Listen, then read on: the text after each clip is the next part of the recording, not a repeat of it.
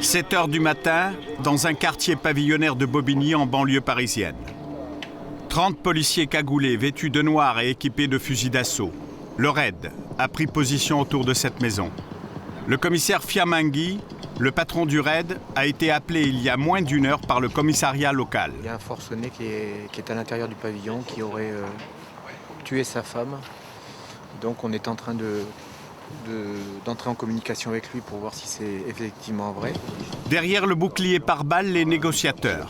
Ils essaient de joindre le forcené au téléphone, sans résultat. Tatiana, 30 ans, tente d'établir le contact. Monsieur, c'est la police. Nous essayons simplement de prendre contact avec vous. Je voudrais simplement vous rassurer pour vous dire que nous sommes là pour parler avec vous. Je ne vous demande pas de sortir, je ne vous demande pas de vous mettre à la fenêtre. Je vous demande simplement de décrocher le téléphone afin de pouvoir me parler. Pas de réponse. Dernier signe de vie donné par le forcené, un coup de téléphone à sa sœur. C'était à 4 heures du matin. Il affirmait avoir tué sa compagne. Il possède un fusil de chasse. Situation délicate, plusieurs tentatives de suicide, des problèmes d'alcoolisme parfois, des violences conjugales énormément. Et puis une situation personnelle un petit peu chaotique, voilà, vivant au crochet de la femme qu'il a peut-être agressée. Là, vous craignez quoi, là? Le pire. J'imagine que s'il est vivant, qu'il doit avoir peur, j'imagine ce que je pourrais lui dire pour le rassurer, pour qu'il puisse prendre le téléphone. La première chose, c'est de leur faire comprendre qu'on n'est pas là pour les agresser, mais surtout, véritablement pour les aider, parce que ce sont des gens là qui ont véritablement besoin d'aide, qui sont dans une situation très délicate, apeurée. Le temps passe, l'homme a peut-être mis fin à ses jours. Si jamais il n'y a pas de réponse, vous êtes fort sur tous les angles. Ouais. Bon, à ce moment-là, donc, il faut commencer à placer les gars pour qu'on rentre dans le garage. Bon, ça continue. J'ai essayé de nous prendre tout savoir sur votre téléphone portable, mais il est toujours éteint. Si vous pouvez l'allumer, ça pourra me permettre de vous expliquer un petit peu ce qui se passe ici à l'extérieur. Bon, allez, on annonce l'arrivée. Bon, c'est bon. Il y a une équipe de policiers qui va venir près de chez vous. Peut-être que vous êtes blessé. Peut-être que vous ne pouvez pas vous déplacer. Ils vont venir simplement pour s'assurer que tout va bien et peut-être vous venir en aide.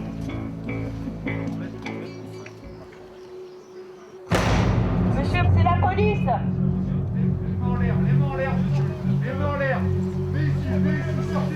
Le coup de fusil à pompe dans la porte du garage décide le forcené à sortir. Il est nu, il délire, il s'est ouvert les veines des 2 poignets. Vous prenez les précautions, Christian, tu fais doucement. Hein. Les tireurs, vous restez attentifs autour. Hein. Attention le sang, les gars. Il y a du sang, il y a du sang. À l'intérieur du pavillon, les policiers découvrent la compagne du forcené dans la chambre à coucher.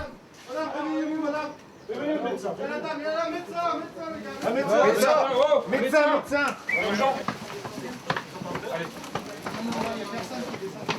Elle est vivante, la femme? Je sais pas. Elle est morte. Ah, elle est morte. Décédé, Jean. Ouais, Décédé. depuis longtemps. Jean-Louis. Ouais, décédé. Depuis longtemps. Oh oui, Strangulé. J'ai pas vu de traces de strangulation, mais j'ai pas regardé de très près, mais ça fait Vraisemblablement. ça fait plusieurs heures qu'elle est morte. Ah, plusieurs heures. Rigidité, Un pourtour échimotique. Attention, à l'intérieur.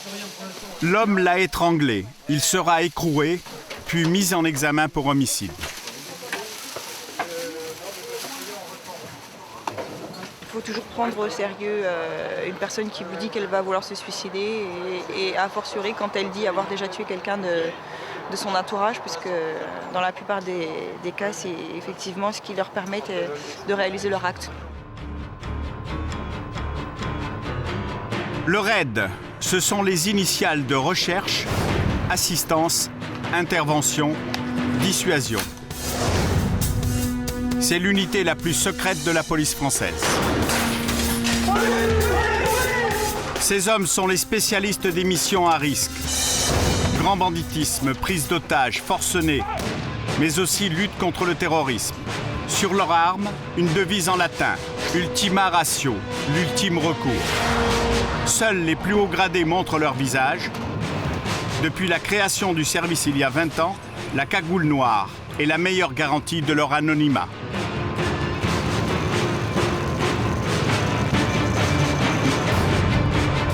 Même si les places sont chères, des centaines de policiers rêvent de porter cette combinaison noire. À Saint-Malo, le cru 2005 est composé de 120 candidats qui se retrouvent à l'école de police de la ville. Tous veulent intégrer le RAID. Seule une petite dizaine y parviendra, après avoir franchi les épreuves de sélection les plus dures de la police nationale. Tous sont policiers depuis au moins 3 ans. C'est le patron du RAID qui ouvre la sélection. Bienvenue à tous. Je sais que vous arrivez de tous les coins de la France. Le moment est arrivé. Pour ceux qui y rêvent depuis très longtemps d'intégrer l'unité, je pense que ce matin, il y a un peu de stress. Bon, bien sûr, comme toute sélection, il y aura peu d'élus à la fin. Et si vous n'êtes pas présent, c'est parce que, tant du point de vue psychologique que physique, on a décidé que vous ne faisiez pas partie des meilleurs. Montrez-nous que vous êtes venus chercher cette sélection RAID. Vous l'avez dans les tripes. Et montrez-nous, démontrez-nous que vous voulez nous rejoindre. C'est parti. Il est 8h30, première épreuve, la course à pied, un test d'endurance.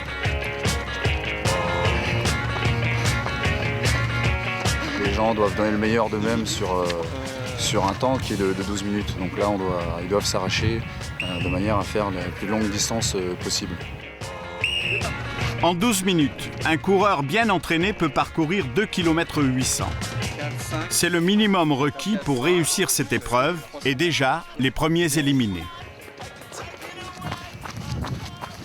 Je crois qu'il y en a un qui n'a pas fait déjà les minimums. Il y en a un qui n'a pas fait les minima? Ouais. Ouais. Vous écartez. On leur a imposé des minima, c'est pas respecté, bon bah tant pis, hein. Il s'en va, voilà. Le principe est de ne pas laisser souffler. Les candidats enchaînent la corde, les tractions, les pompes, avec à chaque fois des minima imposés. Après 4 heures d'épreuve, premier déchet, première hécatombe, la moitié des candidats sont invités à rentrer chez eux. Donc il s'agit de monsieur Lara ou et ce sera des petits. D'accord.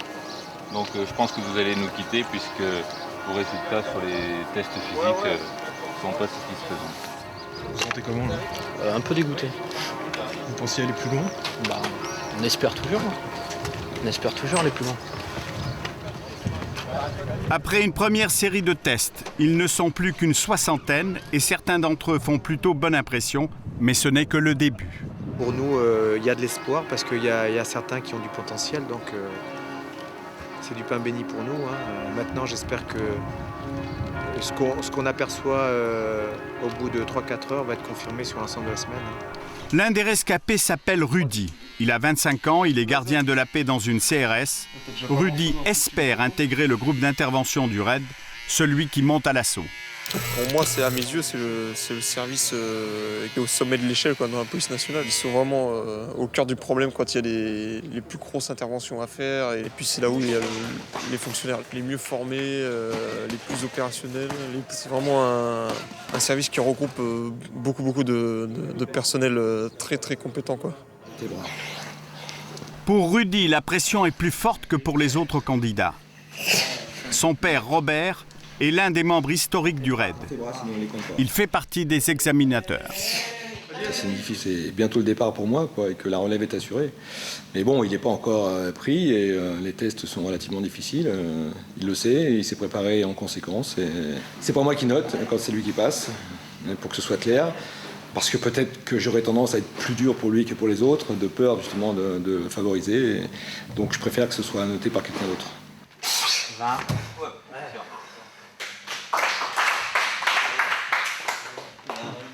Ça décoinche, À 24 ans, Camille est décidée à prouver que les femmes ont leur place au RAID. Elle tente d'intégrer le groupe de recherche, les spécialistes des planques et des filatures du RAID. Ils opèrent en civil en essayant de se rendre invisibles. Quand les premières femmes sont arrivées dans la police, on se posait la question, est-ce qu'elles ont vraiment leur place? Maintenant, la question se pose aussi au sein du RAID. Je pense qu'il en faut, dans chaque unité, il en faut. Elles apportent des choses différentes différente des hommes. Je suis rentrée dans la police par conviction et pour l'instant je suis prête à donner énormément pour ce service et je ne serai pas déçue. Si je ne suis pas prise, c'est que je ne corresponds pas au profil qu'ils recherchent. C'est la deuxième meilleure temps. J'enlève 30 secondes parce que c'est le barème féminin, ce qui fait donc 3,37, ce qui lui fait la note de 20. Et voilà, emballé, c'est pesé. Franck a 30 ans et comme Rudy, il postule au groupe d'intervention. Ancien champion de boxe française, il est venu ici pour réaliser un rêve d'enfant. Quand on est gamin, c'est le côté cagoule, le côté intervention, le côté physique, le côté un peu mystique, ouais. Mystérieux, de super policiers, des super guerriers derrière leur cagoule qui interviennent et qui résolvent toutes les situations. J'ai toujours voulu aller au raid, depuis que je suis rentré dans la police. Elle est importante cette semaine pour toi? Un petit peu, ouais. Un petit peu. Là, tout se joue cette semaine, là. Bièvre, en banlieue parisienne, le quartier général du raid.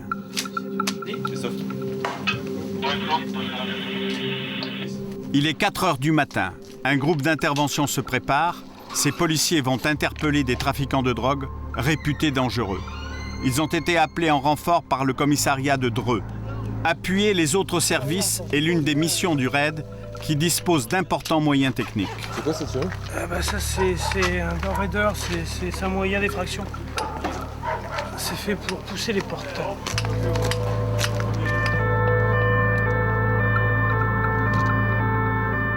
Le groupe renforce un dispositif de 200 policiers. Au total, 20 domiciles doivent être perquisitionnés simultanément. Le raid est chargé des interpellations du cerveau du trafic et de son lieutenant. Tous deux sont peut-être armés. Une opération coup de poing destinée aussi à frapper les esprits.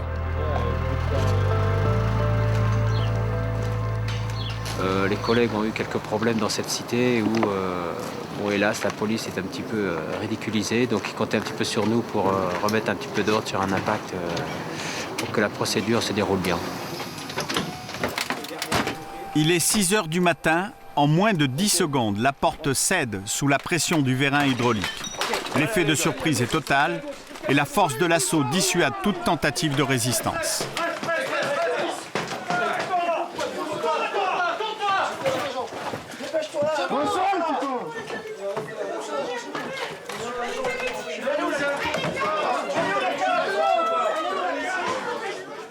C'est quoi la rue ici là? Le chef présumé du réseau est neutralisé. Dans cet appartement, pas de stupéfiants, mais d'importantes sommes d'argent en liquide. Une prise classique chez les trafiquants de drogue présumés. Au total, 12 000 € sont saisis. 250? Combien? 390 là. Plus 2000 €. 240. Au même moment, à quelques dizaines de mètres, une deuxième équipe du raid investit l'appartement du lieutenant présumé du réseau.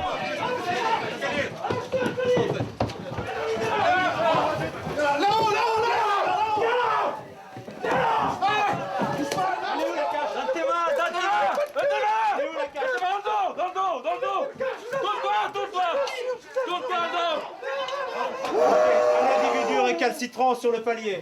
Selon les renseignements, la cave est au premier étage. Il est quelle couleur ton portable? L'appartement est fouillé, là encore, les enquêteurs découvrent de l'argent et une faible quantité de drogue.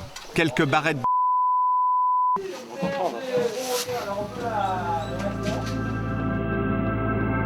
Au total, 21 interpellations, près de 46 000 € en liquide, saisis dans l'ensemble de la cité.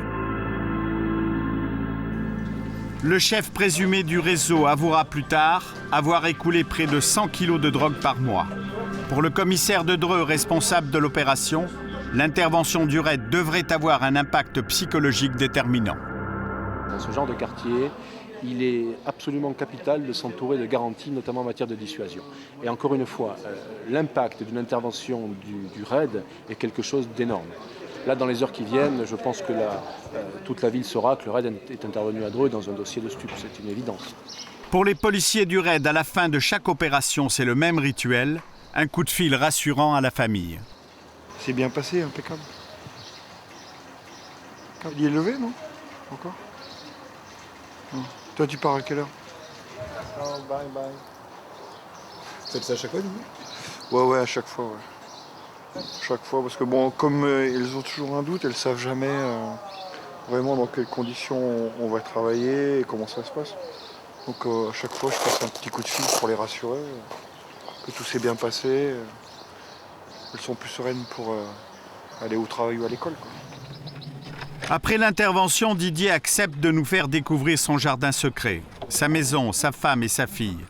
Pour des raisons de sécurité, elles aussi resteront anonymes. Moi, ça, je veux pas en boîte automatique, j'aime pas ça. C'est bien, pourtant. C'est moins fatigant. C'est quand même. C'est possible d'avoir une famille, parce que j'en ai une, donc c'est possible.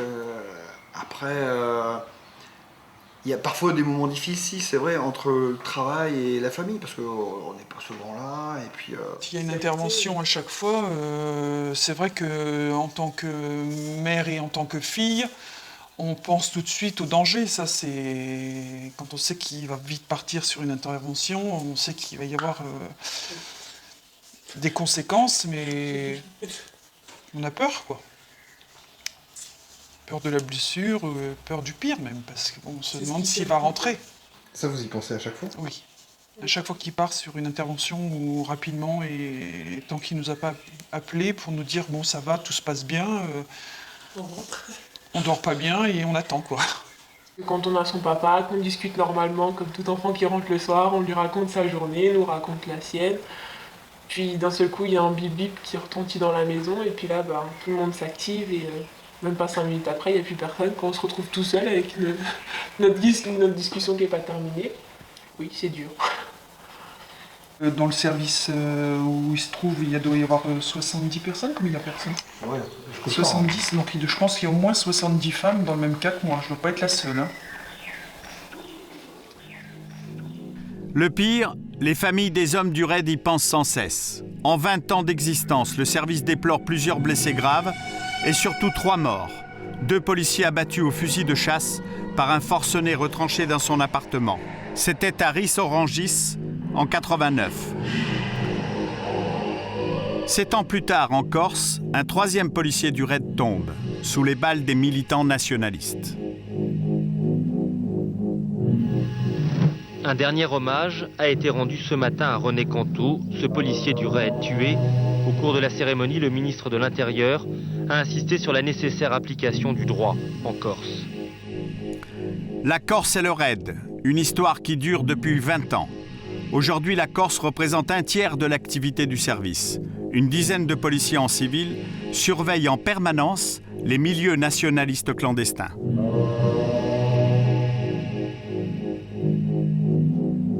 Une observation délicate, pilotée depuis Bièvre, le quartier général du raid. C'est dans ce petit bureau que sont centralisées toutes les informations concernant les filatures en cours dans la mouvance nationaliste. Le commissaire Fiamenghi, le chef du raid, et le juge Gilbert Thiel sont les 2 principaux acteurs de la lutte contre les terroristes. Ils sont décidés à en finir avec les attentats en Corse. On est libre dans ce pays. Eh bien, raison de plus pour ne pas tolérer si peu que ce soit, que des gens qui sont extrêmement minoritaires utilisent la violence pour essayer de faire prévaloir leur vue, une nouvelle fois totalement minoritaire, par l'intimidation, la violence, la terreur. C'est la définition du terrorisme. Pour ce juge qui instruit 70 dossiers en Corse, le savoir-faire du raid est indispensable sur ce terrain difficile qu'est le maquis. Le maquis, il est impénétrable et nous devons quand même le pénétrer. Faire une filature à 18h sur les Champs-Élysées, peut-être que même moi j'y arriverai. En faire une à 15h45 à Corté, c'est beaucoup plus difficile. C'est un métier, c'est le métier du raid. Le juge Thiel vient justement d'ordonner l'interpellation d'un militant de l'ex-FLNC, auteur présumé de plusieurs attentats en Corse. Un groupe d'une 30aine d'hommes est envoyé sur l'île à bord d'un avion militaire.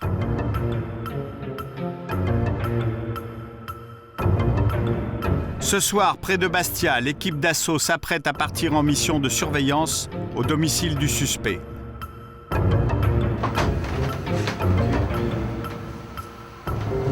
Une surveillance délicate L'homme habite une maison isolée dans un petit village de montagne.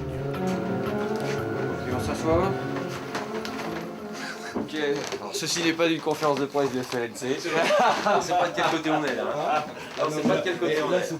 Ok, donc pour ce soir, on va procéder au changement des batteries de la caméra de surveillance du village de l'objectif. Des caméras qui peuvent être dissimulées dans des cachettes insoupçonnables, comme ce décor de cinéma recyclé. Un moyen de surveillance sophistiqué qui fonctionne avec des batteries, qui doivent être changées régulièrement. Pour éviter de se faire repérer, les techniciens du RAID agissent toujours de nuit. Pour les filmer dans l'obscurité, les images sont tournées avec un système de vision nocturne. Il est 2 h du matin. 2 policiers du RAID se glissent dans le maquis.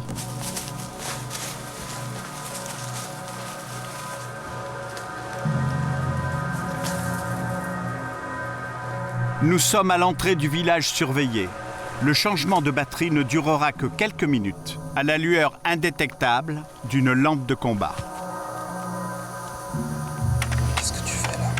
Je change le disque dur. C'est un enregistreur numérique.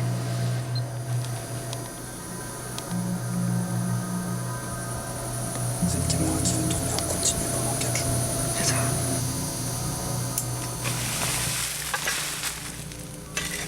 Grâce à cette caméra enterrée, le RAID peut surveiller les allées et venues du militant et comparer son emploi du temps avec les attentats commis sur l'île.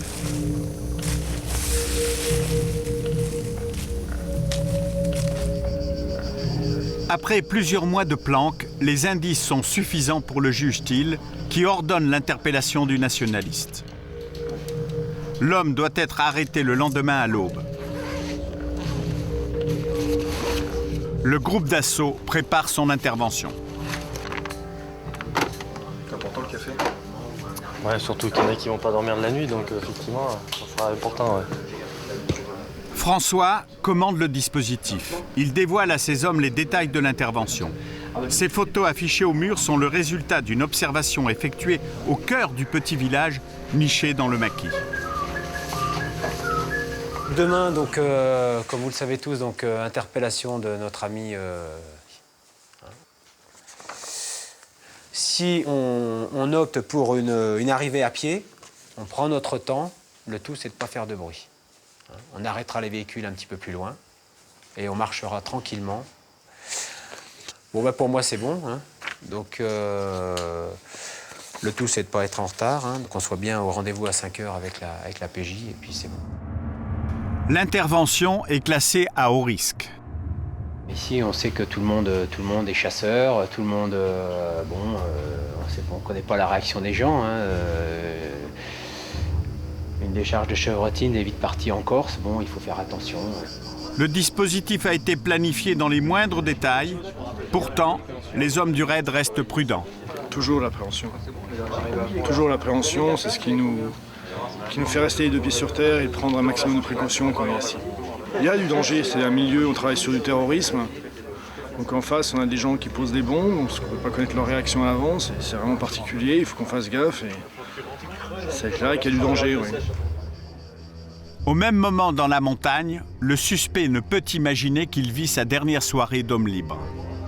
Il va passer une soirée, j'espère, agréable pour lui. Et bon, c'est vrai que demain matin, il aura quelques surprises, quoi. Donc, mais ce qui est dommage, c'est qu'il ne sait pas que c'est sa dernière soirée délicieuse en Corse. Demain, il connaîtra peut-être les mauvais côtés de Paris.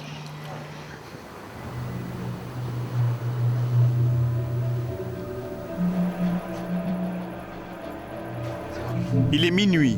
Après quelques heures de repos, l'opération commence. Premiers engagés, les tireurs d'élite spécialistes de l'infiltration. Ce sont eux qui s'approchent au plus près de la maison du suspect afin de s'assurer qu'il est toujours là. Minuit et quart, c'est parti. Jusqu'à quelle heure? Jusqu'à l'arrivée de la cavalerie, jusqu'à 6 h. Ouais. Leur progression s'effectue dans l'obscurité totale. Pour ne pas se faire repérer, les 5 snipers sont déposés dans le maquis à une demi-heure de marche de la maison du militant nationaliste. Ces hommes ont tous suivi une formation commando et s'entraînent régulièrement avec les forces spéciales de l'armée.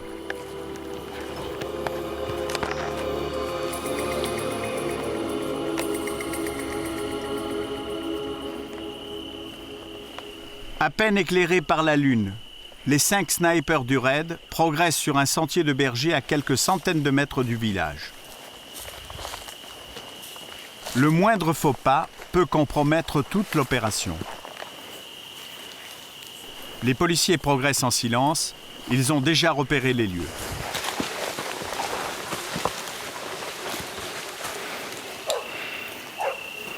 Au loin, quelques chiens ont senti leur présence. Marco, le policier qui conduit le groupe, décide de faire une pause. On est à 200 ou 300 mètres de la maison. Dès que les chiens seront calmés, on reprendra la marche. Et on fera une dernière pause à l'orée de la forêt. Et on fera la progression dans une demi-heure quand vraiment tout le monde sera calmé sur les coups de 3 heures du matin. On ira se placer définitivement pour attendre le petit jour.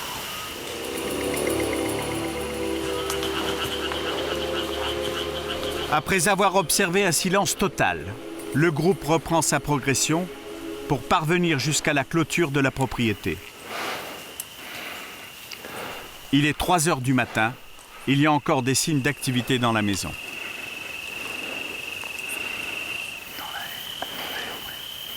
Une chambre ici qui vient de s'éteindre.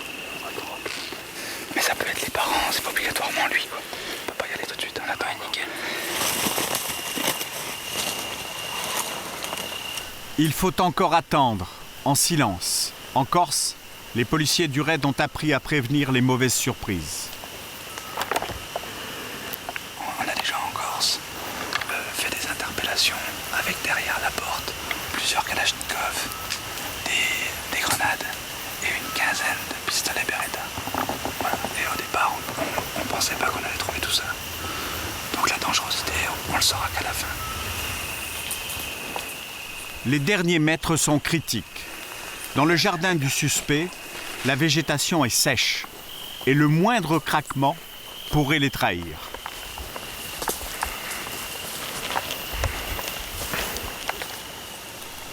Il est 4h30. Les tireurs d'élite sont en position, les fenêtres de la maison dans leur ligne de mire.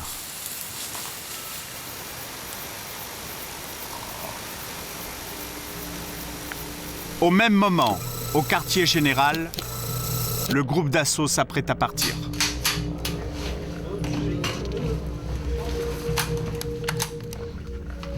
Tu connais les lieux, toi. Départ dans 5 minutes. Les gars, on va descendre des véhicules tout doucement. Allez, on embarque gentiment. Ce sont ces hommes qui vont procéder à l'interpellation du suspect sous la couverture des tireurs d'élite.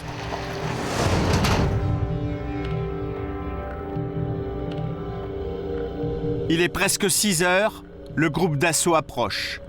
Camouflé dans le jardin, Marco, le chef des snipers, se tient prêt à ouvrir le portail.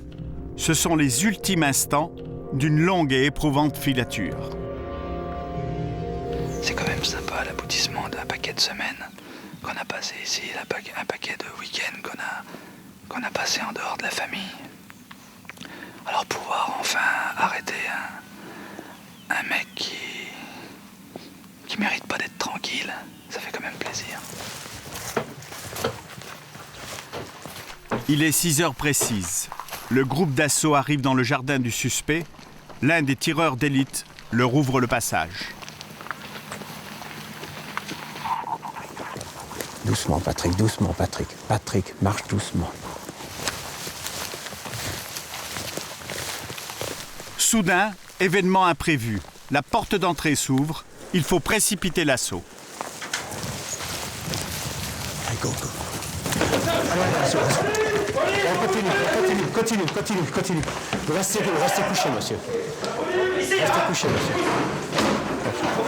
Vous restez là ? Ok. Il est où ? Bougez pas. Il y a un enfant, les gars, faites gaffe. résultat. Ok. Vous êtes. Ouais. Ok. Ok, individu interpellé. Objectif, ok.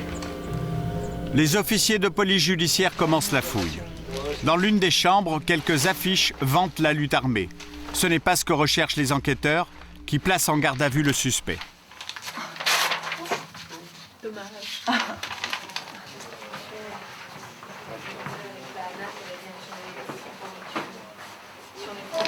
Ça, c'est la commission rogatoire dans laquelle tu es placé en garde à vue. Je te laisse la lire. Ça, c'est les attentats. Comment on entend vous procher? Une partie des attentats contre proches. Cibo, le chien du raid, spécialisé dans la détection d'explosifs, commence ses recherches. Rien dans la maison, rien dans les sous-sols.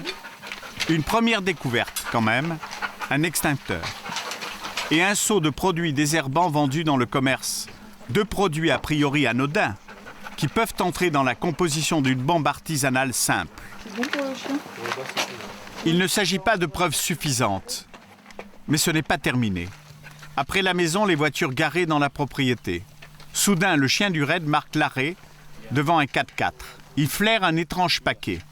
À peine dissimulé dans du papier journal, une charge explosive prête à l'emploi. La petite tige verte. La petite tige verte que tu passes sur le cordeau, c'est pour faire la mise. Ça serait quoi, François, alors? Il y a du cordeau détonnant en fait pour relier la charge au détonateur, bon ça c'est sûr. Après la charge en elle-même, c'est difficile à voir comme ça parce qu'elle est entourée donc d'un emballage, comme vous pouvez le voir, style Chatterton. Mais au vu de la forme, ça ressemble plutôt à ce qu'on pourrait dire de la plastrite ou un truc dans ce style, quoi. Avec ça, on fait un attentat? Ah oui, on fait un beau truc, hein, c'est sûr. Le père du suspect reconnaît être le propriétaire du 4x4.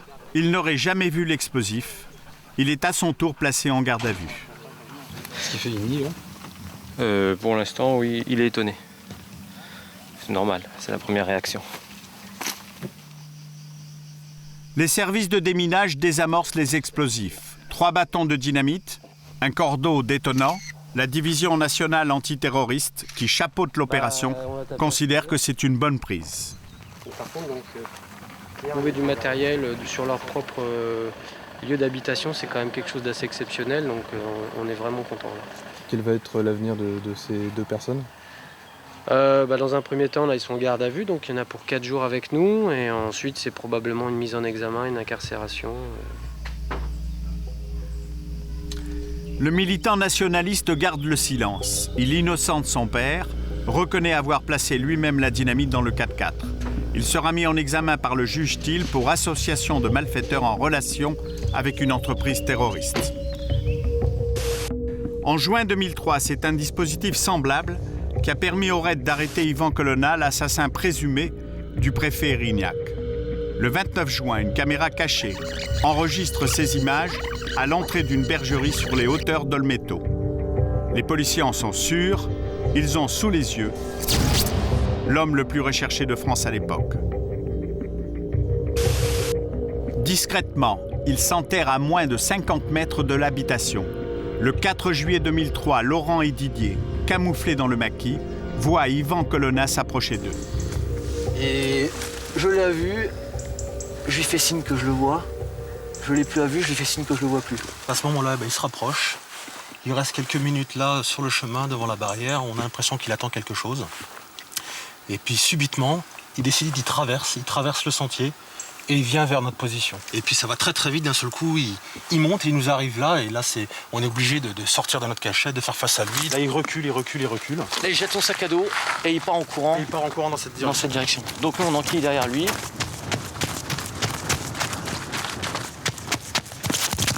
Il se prend les pieds tout seul, il tombe par terre et là on est tout de suite dessus, quoi. Donc là on le maîtrise sans problème, il est sur le ventre, la tête dans cette direction.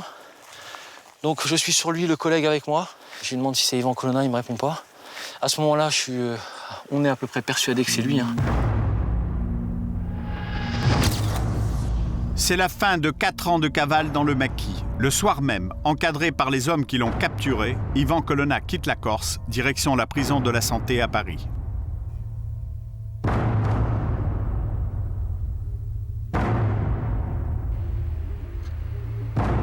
C'est l'un des succès les plus retentissants du raid. Il attise l'ambition des candidats qui poursuivent leurs épreuves de sélection à Saint-Malo. Allez, dans 5 minutes en bas.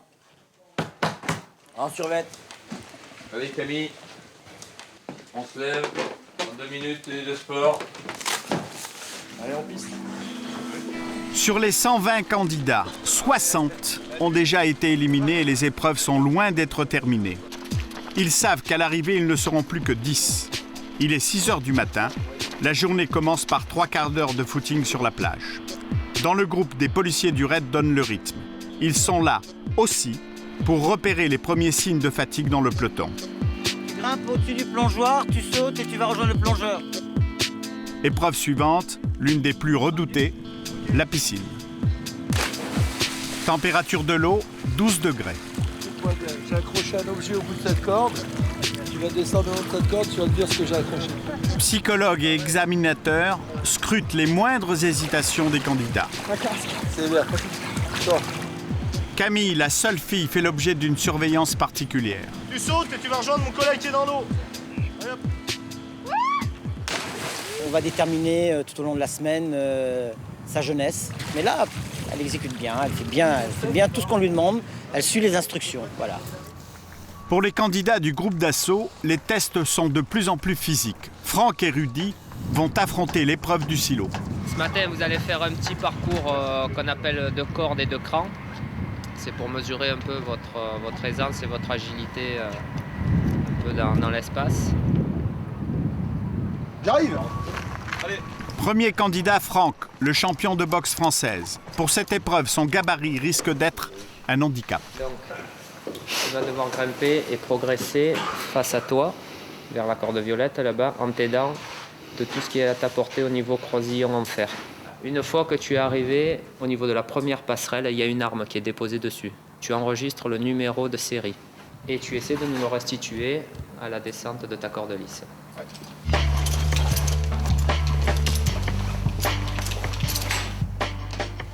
Est-ce qu'on peut être au raid et avoir le vertige? Non, je pense pas. Ça se décèlerait sur les différents tests qu'on est et on ne pourrait pas intégrer le service avec un aussi gros handicap.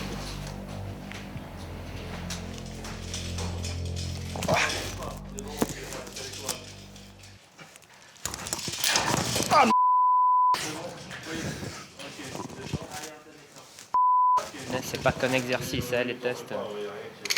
Ne te mine pas avec ça, tu passes à autre chose maintenant. Malgré les encouragements de l'examinateur, Franck sait qu'il vient de perdre un point. Ajuste ta ceinture. Pas le temps de se poser des questions. Donc là, tu vas progresser dans les escaliers en colimaçon et tu progresses tant qu'il n'y a pas de collègue qui t'arrête. Il doit désormais monter au sommet du silo avec sur le dos un gilet pare-balles de 15 kg.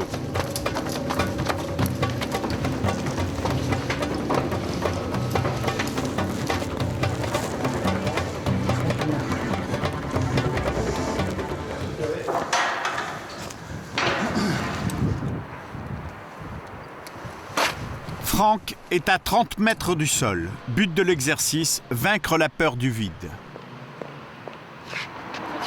Bon. Gagné. Mais il va devoir surmonter une épreuve plus difficile. Ok. Ouais. Tu es pris, tu vas mettre une main sur ton gilet. Ouais. Tu prends la corde de l'autre main. Tu t'approches du bord et tu fais un pas. Se jeter dans cette cage d'ascenseur, une chute de 30 mètres. Sa corde dispose d'un contrepoids qui va freiner sa chute, mais Franck ne le sait pas encore. Je suis assuré en bas. Pardon? Je suis assuré en bas par un collègue. T'es en sécurité, j'espère qu'il est là.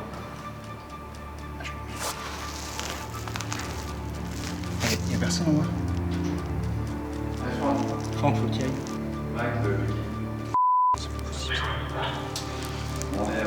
Ah, on doit toujours être sécurisé, je vois personne. Sauter. Tu veux pas sauter? Ok. Faut que tu prennes une décision. Soit tu y vas, soit tu n'y vas pas. Mais il faut que tu prennes une décision parce que là Ça fait long. Ouais, ça fait un peu long. Impossible ça. Non, j'y vais aller, c'est bon.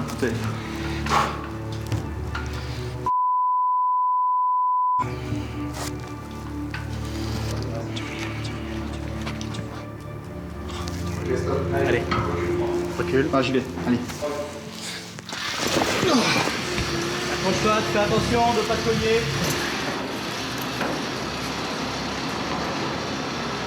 Regarde où tu vas quand même.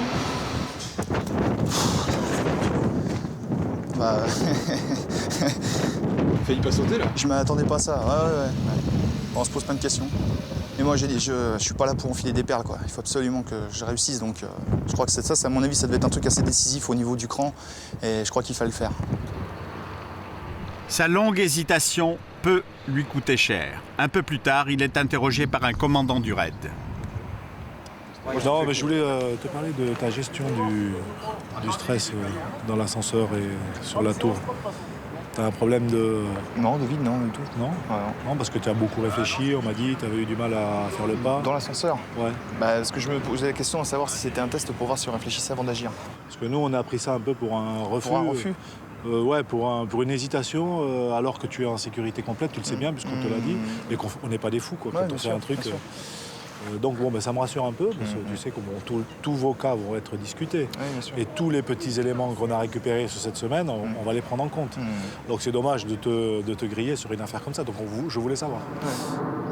Pour Camille et les autres candidats au groupe de recherche et d'investigation, les exercices sont un peu plus intellectuels, du moins en apparence. On va faire après là, un petit exercice écrit.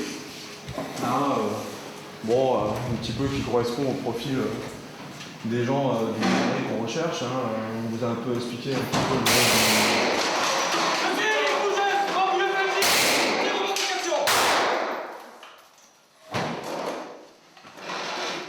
Les candidats sont sous le choc. Ils doivent réagir et fournir par écrit un compte-rendu aussi détaillé que possible de la scène extrêmement brève qu'ils viennent de vivre. pour restituer ce qui s'est passé, fidèlement possible. Tract, description physique des individus, les candidats doivent rédiger un rapport de police. En face, l'examinateur observe et note les réactions des candidats. L'esprit de synthèse en situation de stress, une qualité indispensable pour un postulant au groupe filature. Ah non, moi non plus, attends. Je pensais qu'on allait attendre dans un bureau bien gentiment et non, on a été surpris. Ouais. Je pensais qu'il voulait tester justement le degré de panique qu'on pouvait avoir dans telle situation. Non, le plus dur, c'est justement, pour moi, c'est vraiment les coups de feu et on fixe là-dessus. Donc après, la description des individus, analyser la situation, ça devient difficile. Et vous pensez l'avoir fait? Analyser la situation, peut-être pas suffisamment. Retour aux épreuves plus physiques du groupe d'intervention. Le test de la tyrolienne. Un exercice quasiment impossible à réussir. Les candidats l'ignorent. Vous allez remonter la tyrolienne à force des bras. La technique, on s'en fout. Faites ce que vous voulez. Si vous voulez monter avec les dents, vous montez avec les dents. Ce qu'on veut, c'est que vous arriviez là-haut. Quand vous allez dire stop, je lâche, vous lâchez tout. Ne vous amusez pas à tenir la corde. S'il y a un doigt qui passe dans la poulie, c'est retour maison. Ne venez pas dire c'est impossible, on l'a testé, on est allé en haut. Attends. Tu as déjà fait cet exercice, Rudy? Non, ça. Première expérience. Objectif, évaluer leur détermination et leur résistance à la douleur. Sous le regard de son père, Rudy doit se surpasser. De mettre les jambes pour t'aider après. Vous l'avez entraîné la tyrolienne? Non, pas du tout. Vous trouvez qu'il s'en sort bien? Oui, là, pas plus mal que les autres. Qu'est-ce que vous ressentez quand vous le voyez comme ça? La fierté. Le plaisir de voir qu'il se défonce, quoi.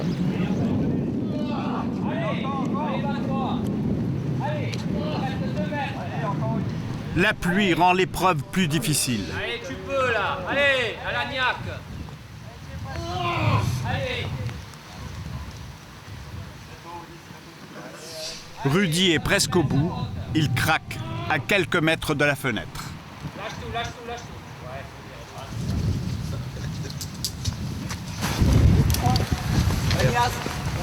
C'est sorti les doigts du cul, là, C'est difficile de se défoncer comme ça devant son père? Mais j'ai un petit peu l'impression, ouais. Un petit peu, parce que c'est le regard du père là qui est là. C'est vrai que lui, il a fait une très belle carrière. Mais bon, c'est encourageant. Premier à la tyrolienne, Rudy est pour l'instant en tête de toutes les épreuves physiques. Elles ont été imaginées il y a 20 ans par le créateur du raid, le commissaire Broussard, ancien patron de la brigade anti-gang.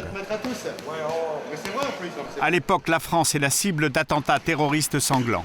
Il faut se replacer dans le contexte de l'époque, à savoir qu'il y avait quand même du terrorisme international. Au Moyen-Orient, en France, un peu partout, avec des répercussions en Europe occidentale.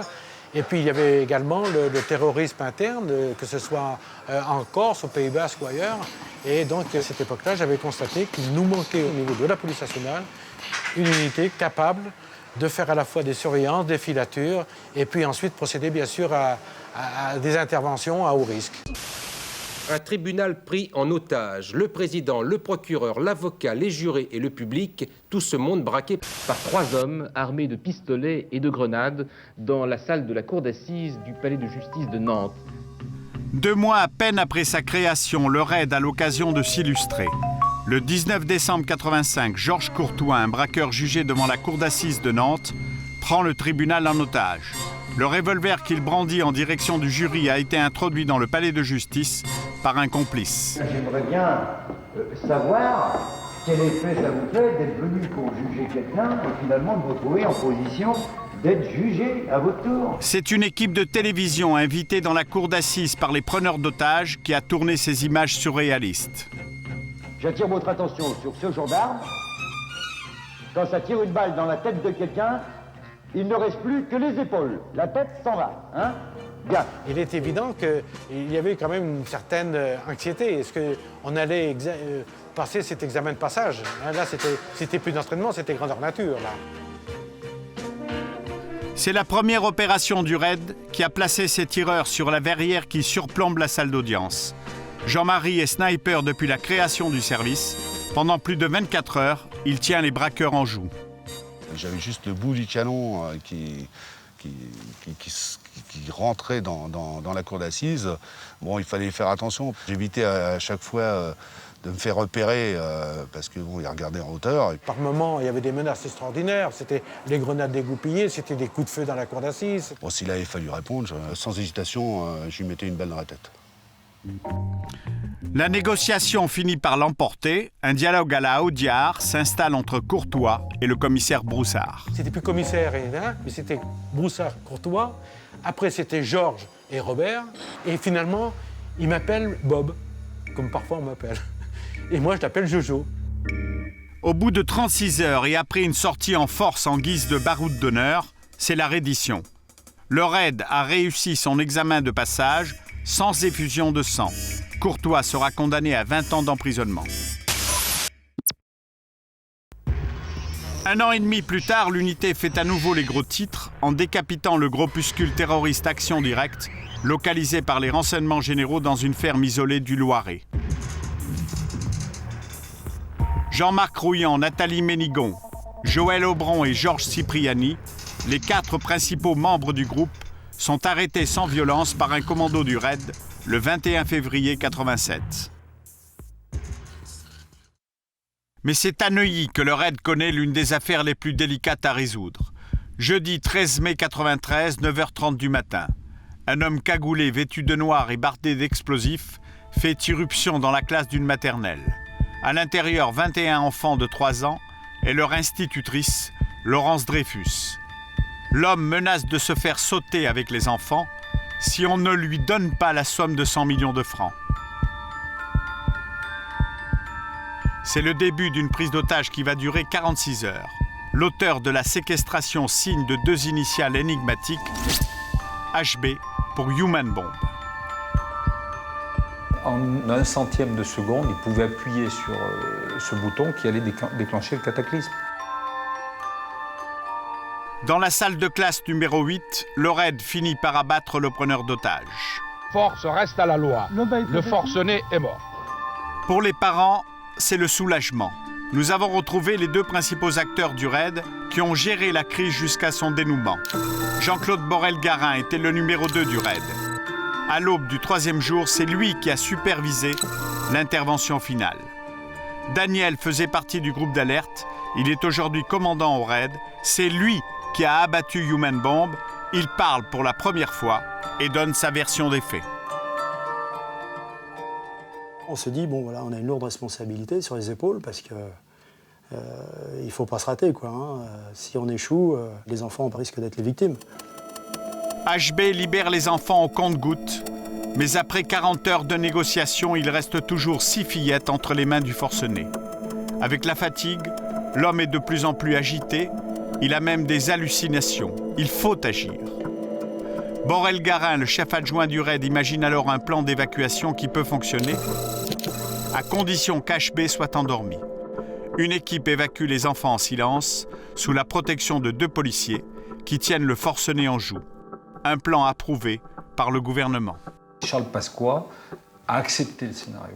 Mais le scénario n'a jamais été d'abattre HB. Le scénario qu'on lui a proposé, c'était on l'endort et on profite de l'endormissement pour évacuer les otages. Profitant d'un moment de somnolence du forcené, le RAID passe à l'action. Et pour l'équipe qui entre dans la classe, les consignes sont précises. Les instructions que j'avais données à l'époque aux 2 policiers étaient très claires. S'il bougeait un œil, il fallait l'abattre. On ne pouvait pas se permettre de prendre le moindre risque avec les enfants. Donc l'évacuation des enfants était en cours ou se faisait. Et puis, pour une raison qui nous sera toujours inconnue, est-ce que c'est le bruit? Est-ce que c'est un sentiment de ne pas être tout seul? Je ne sais pas. Toujours est-il qu'il a ouvert les yeux, il m'a vu, puisque j'étais face à lui. À ce moment-là, il a fait un mouvement en direction du sac dans lequel il avait la main glissée. Et pas pour moi, je l'ai interprété comme étant un geste pour essayer de déclencher un dispositif quelconque. Donc j'ai pas eu d'autre solution que de tirer. 7h30 ce matin, un policier du RAID sort de l'école. Sur son visage, un sourire apparaît. Discrètement mêlés aux autres policiers, Daniel et son équipier quittent la maternelle. Ils ne savent pas encore que leur geste va faire naître une polémique. HB a-t-il été exécuté volontairement? Si on l'a fait, c'est qu'il n'y avait pas d'autre solution, que le geste était indispensable pour sauver des petites filles et que, personnellement, je ne vois pas comment on aurait pu faire autrement. Après sa mort, on découvre qu'HB a un nom. Il s'appelle Eric Schmitt, 42 ans. Il est informaticien au chômage. Sa famille déposera une plainte contre X pour homicide volontaire. Le tribunal rendra un non-lieu. Daniel le tireur reste très marqué. Et même si on a le sentiment d'avoir fait son travail, d'un autre côté, on est dans une société qui fait qu'il y a le bien et le mal. Et quand on tue quelqu'un, c'est toujours mal. Donc il faut pouvoir assimiler cette idée, et c'est pas évident. Et puis après, c'est vrai qu'on dort pas bien, quoi. Hein. On dort pas bien pendant plusieurs nuits, des images qui reviennent en permanence. Daniel sera écarté du RAID pendant 3 ans.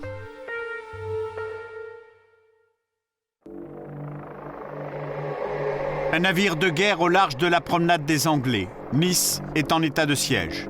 La ville accueille un sommet de l'OTAN, invité d'honneur, l'un des hommes les plus menacés du monde, le ministre américain de la Défense Donald Rumsfeld, celui qui supervise la guerre en Irak. Le RAID assure sa protection. Bon, alors donc, PC activé dès ce matin. Le dispositif hélicoptère, donc 2 équipes arrivées de la première délégation américaine, 9h.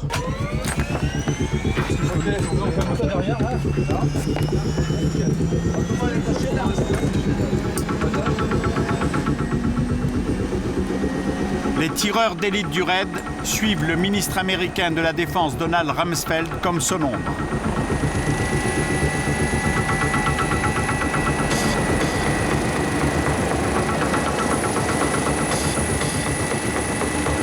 Direction l'aéroport, l'avion de l'éminence grise du président américain George Bush est attendu dans quelques minutes.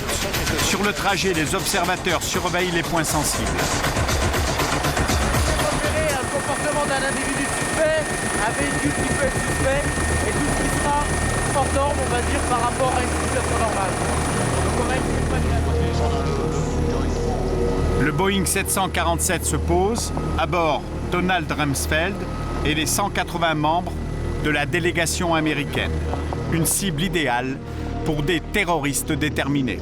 La présence du RAID aujourd'hui à Nice démontre bien qu'il y a une menace supplémentaire sur ce sommet, puisque, encore une fois, nous sommes en plein conflit avec l'Irak. Il est évident qu'aujourd'hui, la présence du secrétaire d'État à la Défense américaine, M. Rumsfeld, est un élément important et nous oblige à renforcer notre dispositif de sécurité.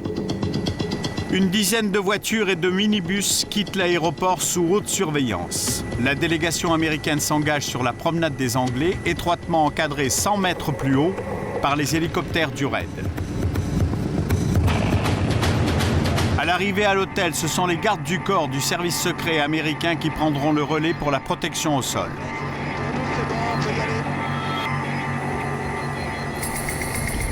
Donald Rumsfeld passera 48 heures à Nice, sous la surveillance discrète des policiers du RAID. Depuis quelques années, la lutte contre le terrorisme islamiste est devenue l'une des priorités du service. Le RAID travaille régulièrement sur des scénarios catastrophes, des prises d'otages massives comme ici, au Stade de France.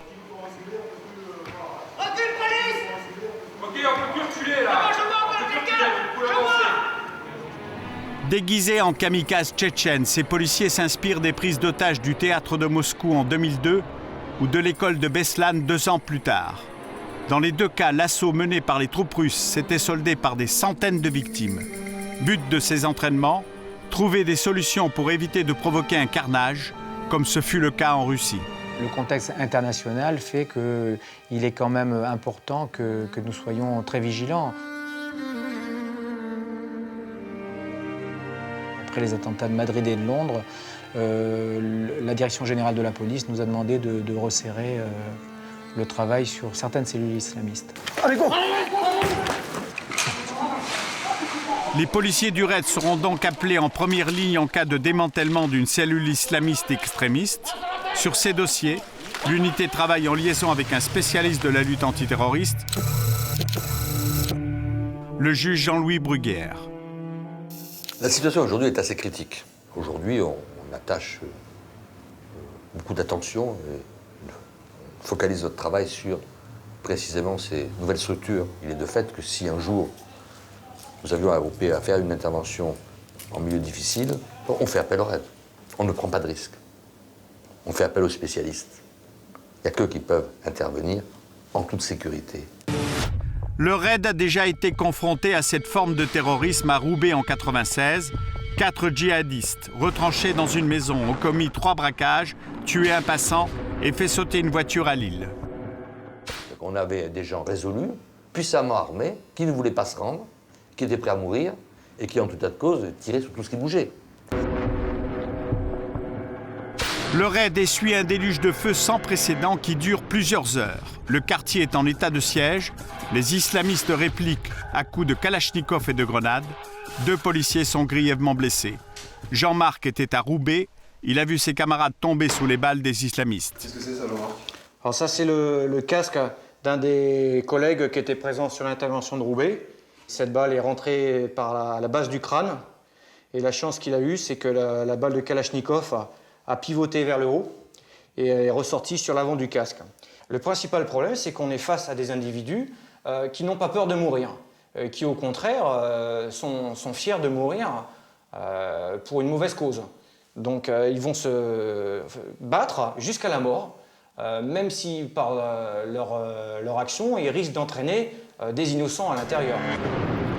Dans l'assaut, le pavillon prend feu. Les 4 terroristes préfèrent mourir dans les flammes plutôt que de se rendre. Retour à Bièvre, au siège du RAID. Le groupe d'alerte prépare une double interpellation en banlieue parisienne. Les individus recherchés, bien que jeunes, sont considérés comme violents. Interpellation de 2 individus donc, pratiquant le carjacking, c'est-à-dire, pour ceux qui ne connaissent pas, des vols violents pour donc, voler des voitures de haut de gamme. Non. En fait, pour le point principal, on va chercher un mec qui est né en 86, c'est un jeune mec. Donc c'est surtout lui qui est, c'est lui qui est recherché pour l'histoire des vols de voitures, hein, dit du gang des S3. Donc quand c'est une femme, ils lui mettent 2 poings dans la gueule. Quand c'est un vieux, c'est la même chose. Et quand le mec est un petit peu plus solide, Ils sortent des calibres. Bon, ils sont tous défavorablement connus pour être assez violents. D'accord pour ça? Là, donc si j'ai bien compris. L'opération est étudiée dans les moindres détails. Les policiers se sont procurés les plans des appartements auprès de l'office HLM. Une préparation quasi militaire, mais les réactions des jeunes délinquants sont devenues imprévisibles. La délinquance a changé, donc ce qui fait que ce qu'on appelait autrefois le milieu a beaucoup évolué. Il n'y a plus vraiment de hiérarchie. Il y a toujours quelques belles équipes de voyous, de braqueurs. Maintenant, on a tendance à avoir des jeunes qui sont très agressifs, qui ont plein de choses à se reprocher, qui n'ont pas d'autre possibilité que d'être violents à notre égard. 5 heures du matin, le convoi prend la direction de la banlieue. Les policiers du RAID appréhendent ce genre d'intervention car les suspects vivent en famille. Dans leur appartement, il y a aussi des femmes et des enfants en bas âge. On va chercher des gens connus qui ont fait des grosses conneries et le problème c'est que chaque fois dans ces familles-là il y a des gamins et on peut pas avoir le même comportement avec des gamins qui ont 5-6 ans, avec des mecs qui ont 20 ans qui font les pires conneries. Donc à nous de faire rapidement du discernement.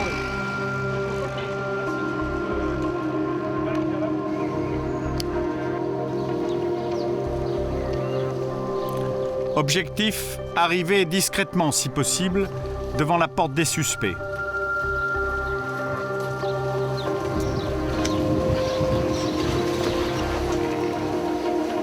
L'entrée de l'immeuble est sécurisée. Il est 6 heures du matin, l'heure légale, l'interpellation peut avoir lieu.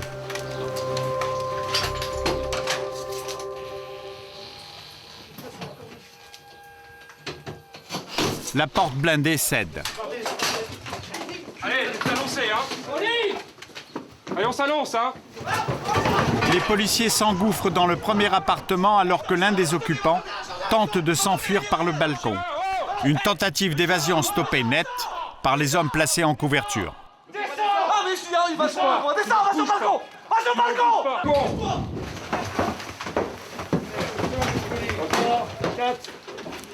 balcon! L'interpellation n'aura pas duré plus de quelques secondes. Les 5 interpellés en bas, un en haut, tu peux nous relèves rapidement qu'on puisse y aller. On tape le deuxième point, après on revient. Hein, d'accord? Parce que là, ça circule trop vite, faut y aller là. On fait le deuxième point. Ok, allez. Il faut faire vite. Le deuxième suspect habite à moins de 50 mètres de là. Il a pu être réveillé par les cris.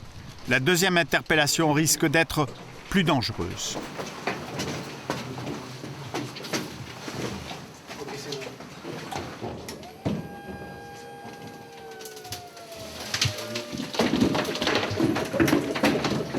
Cette fois, la porte de l'appartement ne cède pas. Elle résiste. Sous les 9 tonnes de pression du vérin hydraulique, c'est le pan de mur entier qui s'écroule. Dépêche-toi! Vas-y, rentre! Et vous dites quand c'est clair! Regarde, ça va tomber sur le côté de la gueule, arrête! Claire à l'entrée à gauche. Deux femmes ici! Tiens, récupère le marque de montard. Daniel, il y a l'objectif ou pas? C'est bon, c'est bon. Pas tout net. Allez, c'est bon. Il y a un gamin là. Un petit frère qui préfère rester au lit sans bouger. Toujours? Ouais, il s'est réveillé, mais bon, ça va. Non, mais je peux savoir pourquoi, moi. Je vais t'expliquer, mon gros. Oui, et je pourrais m'habiller? Ouais. Tu te permets, oui. Non, mais justement, c'est bon. Fin de l'opération, elle a duré moins de 20 minutes. Les 2 carjackers présumés ont été mis en examen pour vol avec violence et écroué. Tout est parti là, c'est nous? C'est parti. C'est quoi le rituel de fin d'intervention? On va manger un petit bout ensemble chez un ami commerçant. On va manger une petite omelette. Et vous faites ça à chaque fin d'intervention? Bon, on essaye. On essaye de le garder. Retour à Bièvre, il est 8h30 au bistrot du coin. Là, je balance, les gars, Qu'est-ce que je suis en train de balancer? Régulier, discret. Quand ils ont fait un effort et qu'ils ont besoin d'un petit réconfort, on est là pour les soutenir. Hein. Mais ils vous parlent jamais de ce qu'ils ont fait? Non. Et je ne demande jamais. Au menu omelette, café noir et débriefing de l'opération. Ouais, c'est quelque chose pour une fois. Moi, quand Quand il crie le chien, je passe et le mec est déjà interpellé. Tu l'as pas? Non, je pas finalement sans cochon. On essaie simplement de rassembler les pièces du puzzle. Moi, je sais pas ce qu'ont fait les collègues au premier étage. Donc chacun en fait va raconter ce qu'il a vu et puis voilà, ça se passe comme ça, de façon informelle. À Saint-Malo, pour les candidats qui veulent intégrer le RAID, la sélection touche à sa fin. Mais le plus dur reste à venir. Les 60 rescapés encore en course doivent maintenant subir un parcours de stress. Rudy est le premier à se présenter à l'épreuve. Avant de partir, je vais te donner des informations qu'il faudra que tu retiennes et tu me les restitues à la sortie. D'abord, un numéro d'immatriculation. Là, je vais te donner 3 noms. Il faut que tu les retiennes, les 3 noms. Le premier, c'est Fadjani. Le deuxième, Swarovski. Et le troisième, c'est Murup. Dans le bas. Et pour compliquer le parcours, un masque opaque aveugle les candidats. Une seule obligation, ne jamais lâcher la corde. Quoi qu'il arrive, face à une telle pression physique et psychologique, il est bien difficile de garder la tête froide. Un psychiatre est là pour jauger les réactions des candidats. Le but est de pouvoir garder son sang-froid de bout en bout, même si l'on est sous le coup de l'émotion, et ce serait bien normal que d'être ému par ce type de situation. Mais il y a une ligne de conduite à tenir, et justement, c'est ça qui est regardé de bout en bout.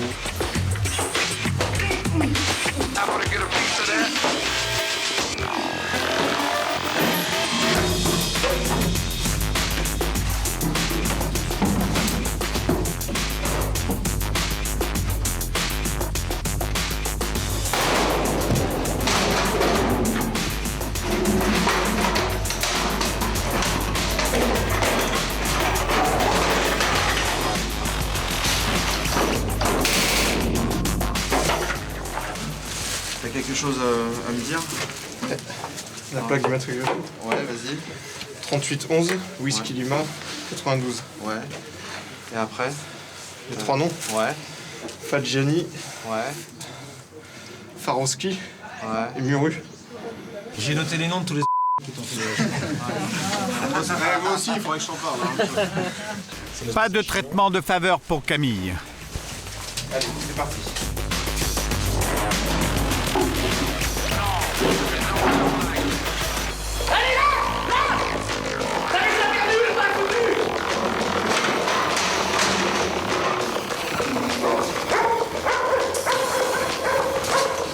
Ok, c'est fini.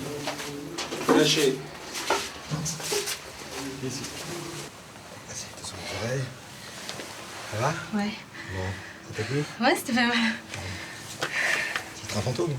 Exactement. Mieux que ça. Est-ce que tu te rappelles des 3 noms qu'on t'a donnés tout à l'heure?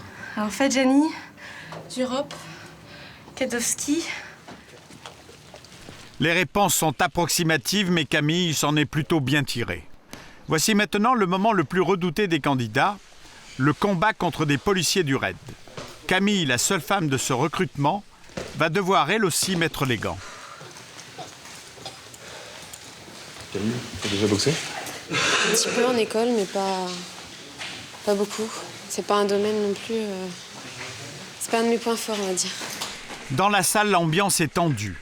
Le RAID a aligné ses meilleurs combattants, tous anciens champions internationaux dans leur discipline. Franck, le champion de boxe française, doit rattraper sa mauvaise prestation dans les épreuves d'escalade et de vertige. Franck, tu te sens dans ton élément là? On va voir. Il y a du client en face. On verra bien. Tu penses que tu vas pouvoir t'en sortir? M'exprimer, ouais.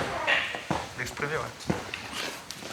On verra bien. On va voir comment ça se passe. Pas de pronostic. Jamais de pronostic dans un combat. C'est jamais. Il y a toujours des surprises.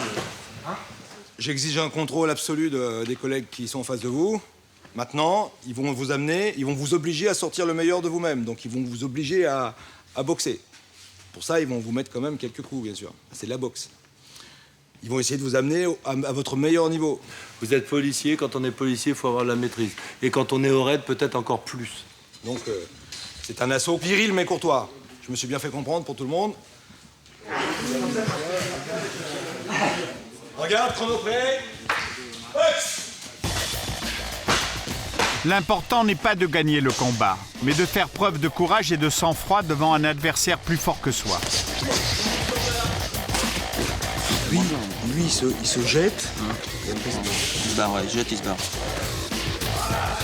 Il y a 2 comportements rédhibitoires à fuite totale où effectivement le candidat refuse d'affronter.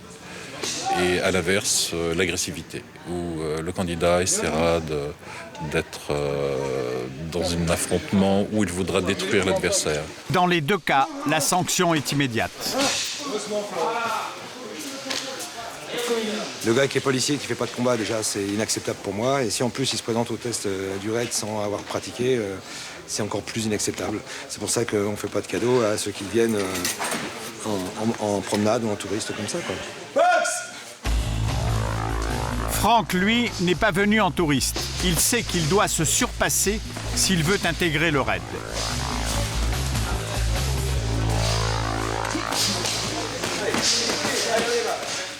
Colle pas, distance. Encore, allez. Laisse pas la tête,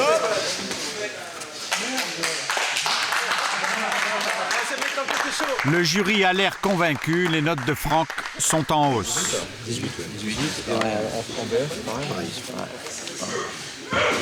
Tu mets bon contrôle. C'est plaisir. Ouais. Ok, tu peux venir. Allez. C'est au tour de Camille de faire son entrée sur le ring. Pose ta veste. Alors ce que je vais te demander, c'est de te mettre pieds nus. On t'a mis ce qu'on avait de plus léger, mais dans le léger, on n'a pas trop chez nous. Donc, On garde. Allez.